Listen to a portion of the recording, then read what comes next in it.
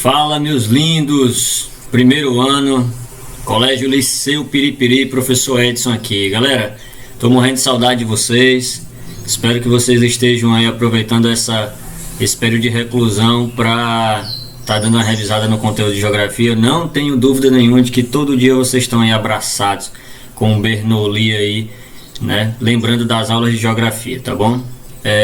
Estou passando por aqui nessa aula para a gente fazer uma breve revisão do que foi ministrado acerca de demografia, ok? Vamos aqui para alguns conceitos básicos de demografia. Professor, o que é demografia? Qual o significado? Muito fácil. Etimologicamente falando, geografia, estudo. Grafia, estudo, perdão. Demo, população. Então, só para lembrar, estudo da população. Ah, professor, eu pensei que esse demo aí fosse demônio. Não sei o estudo dos demônios não, tá bom? Se bem que tem algumas pessoas aí que são praticamente uns, né? Mas enfim, estudo da população. Grafia, estudo, demo, população. Demografia, o estudo da população em termos gerais. Crescimento dessa população, distribuição dessa população no espaço, certo? Deslocamento dessa população, ok? E visto isso, vendo esse conceito básico de demografia, nós vamos ver alguns conceitos que estão inseridos dentro dessa terminologia, que são os chamados de conceitos demográficos, algumas nomenclaturas que são importantíssimas dentro do estudo da população, dentro desse estudo da demografia. O principal é a diferenciação entre a população absoluta e a população relativa de um dado lugar. Deixei aqui muito bem discriminado para vocês. População absoluta, o próprio nome já é autoexplicativo, é a quantidade total de pessoas que habitam num determinado lugar. É o número de habitantes de uma determinada área. Eu pego a quantidade total de pessoas que habitam naquele lugar e eu tenho a população absoluta. Professor, e como é que faz isso? Sai contando de um a um, Não, nós temos os censos demográficos, né?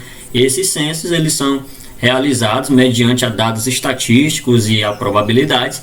Inclusive, nesse ano de 2020, o IBGE estava com um edital aberto para contratação de pessoas, exatamente para catalogarem por área a quantidade de pessoas que existem em dados locais, tá bom? Então esses dados, esse recenseamento, esse censo, né, que é elaborado pelo Instituto Brasileiro de Geografia e Estatística, o IBGE, ele ocorre a cada 10 anos. A cada década tem uma recontagem de todos os dados, não só demográficos, mas econômicos e sociais em termos gerais, ok? Os países de grande população absoluta, eles são denominados de países populosos. A gente sempre faz essa associação de países populosos com países que possuem grande quantidade de população. Professor, o Brasil é um país populoso? Sim, nós temos aí um pouco mais de 210 milhões de habitantes. É bastante gente, muita gente mesmo, entendeu? Então, o Brasil é sim um país populoso. Agora, vamos aqui para o outro lado, dá uma olhadinha aqui, ó. Países com população absoluta, populosa, ok? Do outro lado, nós temos aqui a população relativa. Professor, e o que é essa população relativa?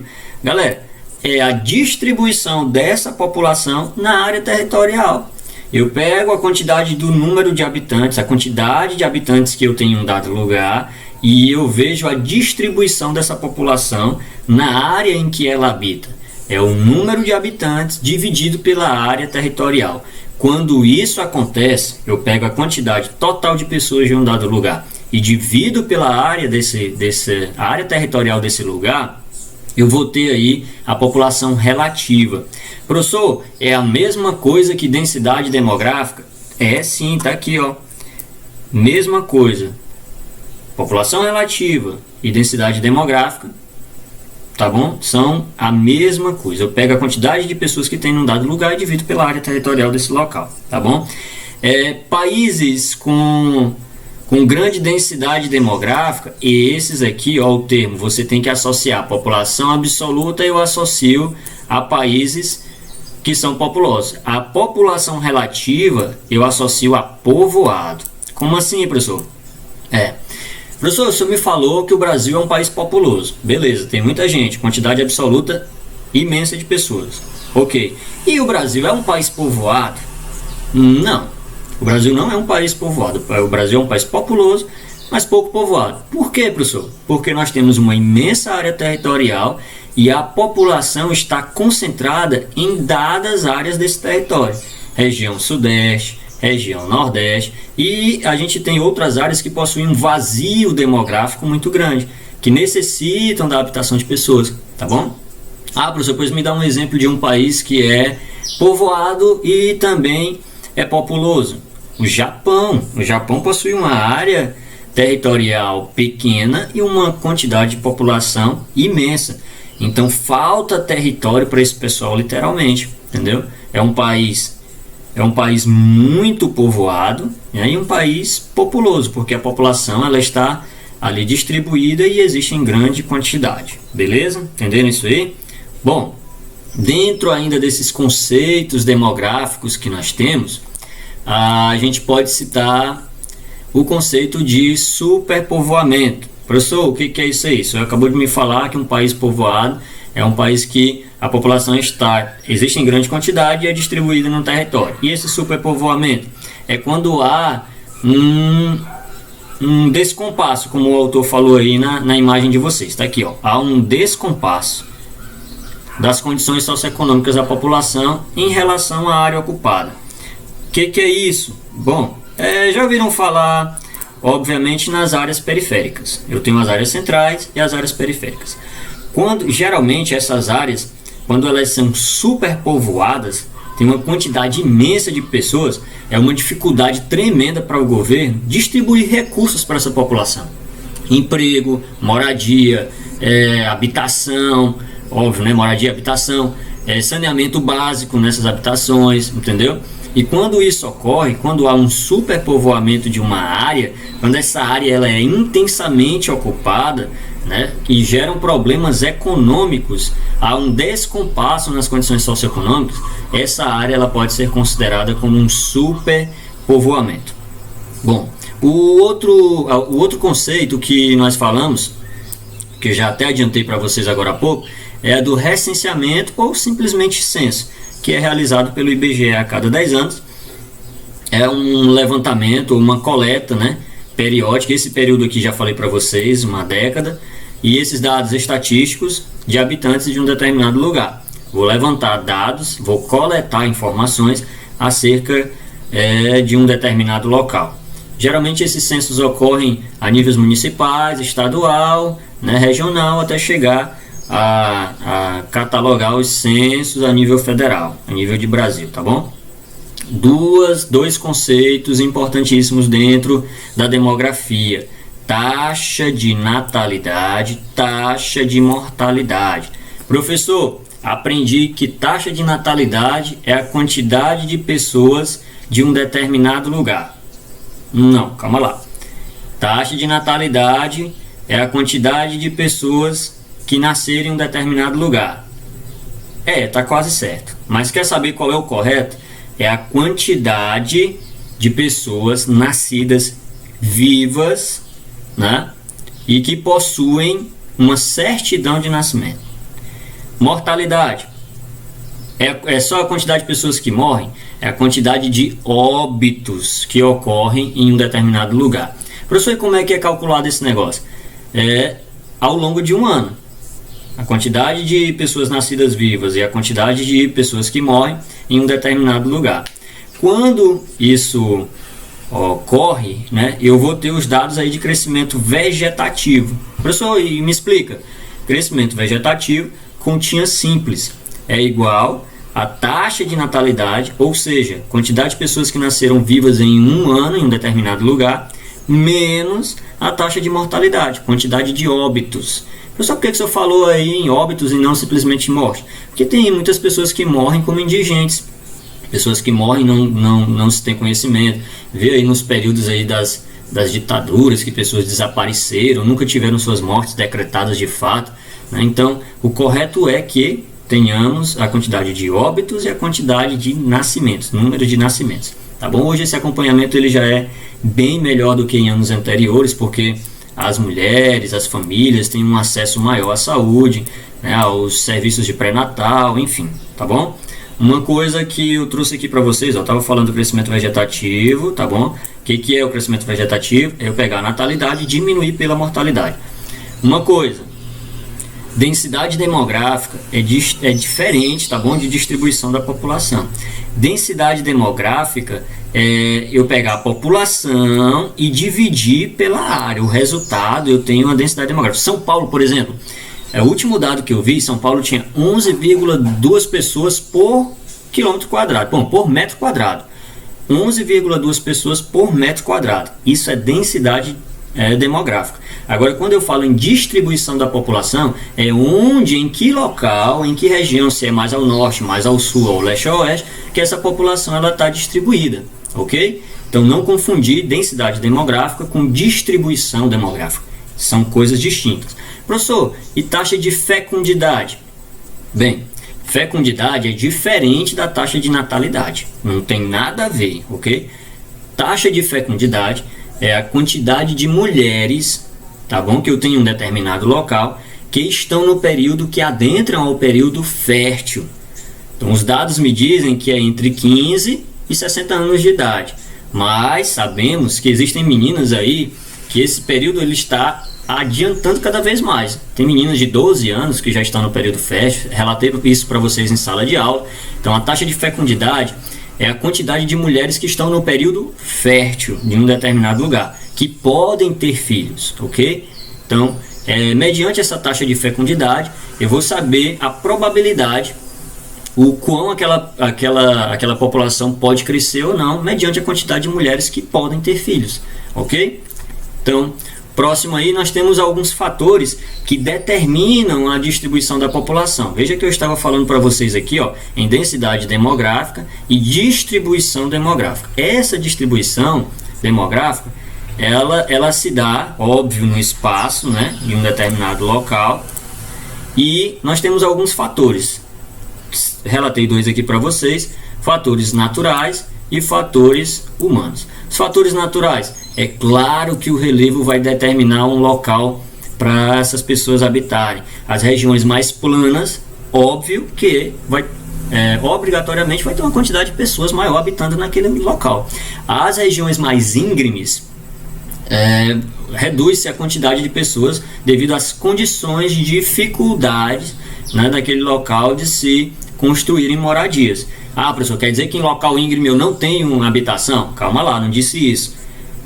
As favelas, por exemplo, as habitações irregulares nas encostas dos morros por aí, entendeu? São em regiões inadequadas, mas, né, devido ao grande contingente populacional e à falta de área territorial, essas pessoas acabam improvisando moradias nesses locais, o que é muito errado e muito perigoso, tá bom? As questões de clima também são de extrema importância para a distribuição da população. Analisa comigo no mundo, onde tem mais pessoas? Nas zonas polares, nas zonas tropicais. A questão climática, onde tem mais pessoas? É no sertãozão, onde eu tenho condições de clima melhor. Entendeu? Então isso é de extrema importância. A questão da fertilidade dos solos.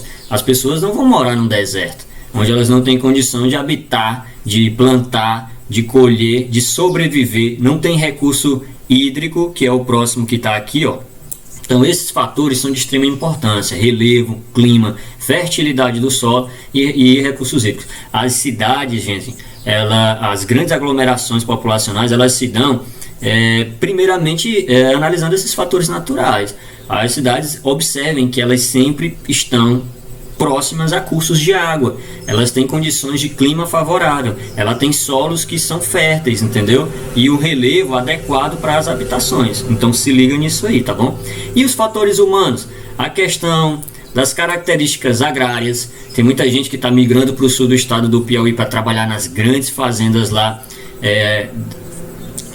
de plantação de soja, entendeu? Lá no sul, migrando para o cerrado em busca de melhores condições, né? Tem os fatores históricos. O processo de colonização do Brasil, por exemplo, foi um processo de exploração. Nos Estados Unidos já foi povoamento, né? Então as características hoje sociais, culturais e econômicas que nós temos diferentes entre esses dois países, muito devido a esses fatores históricos, tá? E existem outros exemplos, é claro. A questão da localização das atividades econômicas, ver o êxodo rural no Brasil, galera. O pessoal saiu do Nordeste, migrou para o Sudeste em busca de melhores condições de vida. Por quê? Em busca de economia, né? Para sobreviver melhor. A distribuição dos centros urbanos, onde eles estão, por que lá eles estão, a distribuição das redes de comunicação, isso é de grande valia e importância ultimamente, porque nós vivemos numa sociedade técnico-científica informacional. Se eu não tiver energia, se eu não tiver internet, as pessoas não vão estar mais querendo. Você que está aí, eu duvido se você quer passar esse período aí de quarentena todinho sem uma internet, sem uma TV, né, sem acesso à comunicação. Ninguém quer mais isso hoje, tá? Os processos migratórios, que acabei de falar que boa parte deles estão relacionados a esses fenômenos, né, esses fatores aí humanos, históricos, e as características de demografia em geral, como questão de cultura. Tem gente que migra para locais onde a cultura é mais semelhante, tem gente que deixa de ir para um local. Por exemplo, eu particularmente não tenho muito anseio de visitar a China. Aí tu pode até sorrir, mas também, né, professor, com esse período agora, quem é que quer ir para lá? Não, eu não tenho uma grande, me perdoem quem gosta, mas eu não gosto muito da cultura asiática, né? Só gosto da comida asiática. O sushi é top demais, mas a cultura não me atrai muito. Mas isso é muito relativo de pessoa para pessoa, tá bom? Nós temos, para finalizar, algumas teorias demográficas que eu relatei aqui para vocês. Nós já estudamos elas em sala de aula, só para a gente relembrar. Teoria do Thomas Malthus: a população cresce em PA, 2 mais 2 mais 2 mais 2, e os alimentos em PG, 2 vezes 2, 2 vezes 2 vezes 2 vezes 2, ou seja, há um momento em que o gráfico, né, da quantidade de população vai transcender a quantidade de alimentos. O que o Malthus quis dizer? Vai faltar alimento no mundo, tá bom? Thomas Malthus aí, que era um pastor, ele falou da questão da teoria moral, que as pessoas, para resolver esse problema, teriam que manter relações e ter filhos só após o casamento, tá bom? Essa foi a teoria malthusiana. A população cresce em progressão aritmética os alimentos crescem em progressão aritmética e a população em progressão geométrica, tá bom? Havendo problemas de abastecimento de alimento no mundo, certo? Essa é a teoria dele. A teoria neomalthusiana é que, na verdade, esse problema que nós temos de demografia, a culpa são dos países pobres, porque tem muita gente, população jovem, pessoal não trabalha, né? Suga demais do governo, a população economicamente ativa é pequena, e a teoria neomalthusiana diz que a culpa é dos países pobres que têm um contingente maior de população. Mas fica aí para sua análise. Tem a teoria reformista, onde ele diz que a renda per capita é que vai determinar se a população estará crescendo ou não, se a população estará vivendo bem ou não, tá bom? Se o crescimento vegetativo vai aumentar ou não. É que a renda é que é sinônimo dessa informação.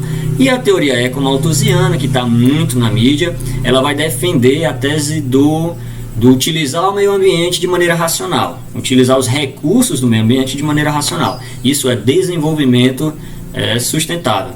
Aí a gente está vendo aí, principalmente nas fontes de energia, utilização da energia eólica, da energia solar, da biomassa, enfim, tá bom? É tentar utilizar o meio ambiente de maneira racional, tá bom? Teoria ecomalthusiana. Meus filhos, muito obrigado aí pela atenção de vocês. Fiquem em casa, até a próxima aula. Aqui foi só um complemento, uma revisão, tá bom? Desse conteúdo de demografia, e muito em breve a gente se vê, tá bom? Deus abençoe vocês.